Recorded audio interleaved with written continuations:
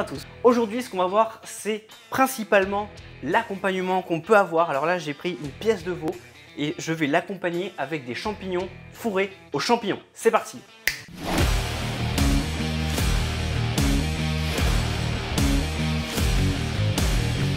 Je vais commencer par les champignons que je vais peler et laver et ensuite on va les découper en petites brunoises pour le faire ensuite cuire dans la poêle avec des échalotes et de l'ail. N'oubliez pas que tous les ingrédients seront dans la description. Je vais commencer donc par mes champignons où je vais enlever les pieds et ensuite je vais enlever la peau. Alors là, n'hésitez pas pour cette recette à prendre des gros champignons, que ça soit assez généreux. On enlève comme d'habitude la peau. Alors là, je le fais avec les doigts, mais on peut le faire avec le couteau, peu importe. Je vais pouvoir les découper en brunoises. Pensez à garder, en fonction de ce que vous souhaitez, 1, 2, 3 champignons pour votre accompagnement. Alors qu'est-ce que c'est taillé en brunoise pour les nouveaux? C'est très simple, c'est taillé en tout petits cubes de 1-2 mm. Et voilà, maintenant que j'ai fini de couper mes champignons, je vais passer à mon échalote et à l'ail pour mélanger le tout et le passer en cuisson. Alors pour l'échalote, n'hésite pas à prendre un petit couteau, faire des petites tranches dans l'échalote, verticalement et horizontalement, voilà, comme ceci, pour faciliter la découpe après de l'échalote, comme ceci.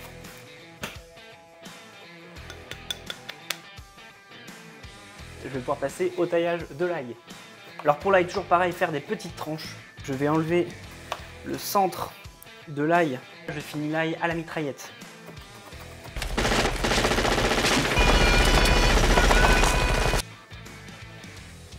Et là, je vais laisser cuire jusqu'à ce que l'eau des champignons se soit évaporée.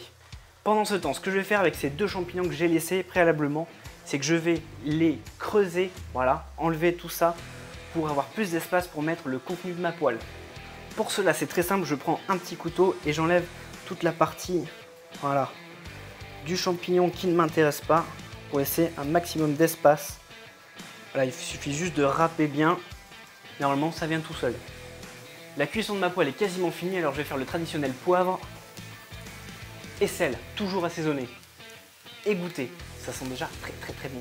Voilà, la cuisson de ma poêle est maintenant terminée. Je vais rajouter un petit peu de persil haché dans ma préparation pour ajouter un petit côté herbacé. Je vais prendre mon champignon et avec une cuillère, je vais le remplir de ma préparation.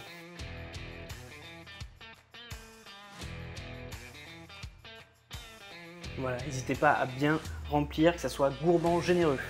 Alors pour la cuisson, c'est très simple. Ce que je vais faire, c'est que j'ai préchauffé mon four à 200 et vous allez les cuire pendant 15-20 minutes en fonction de la puissance de votre four.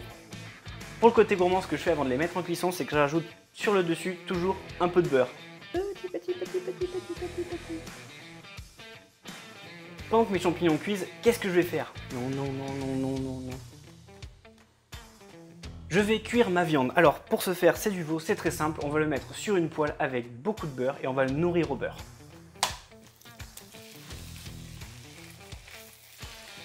Toujours pareil, pendant la cuisson, du poivre et du sel.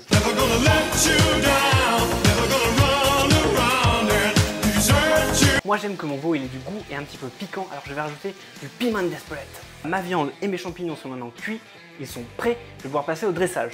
Alors pour le dressage c'est très simple, ce que je vais faire c'est que je vais juste disposer ma pièce de viande sur mon ardoise et je commence par la pièce de viande que je dispose, voilà.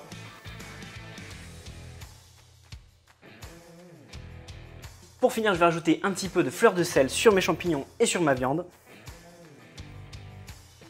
Et le fameux petit bout de persil sur les champignons. Et voilà mon plat veau champignons fourré aux champignons.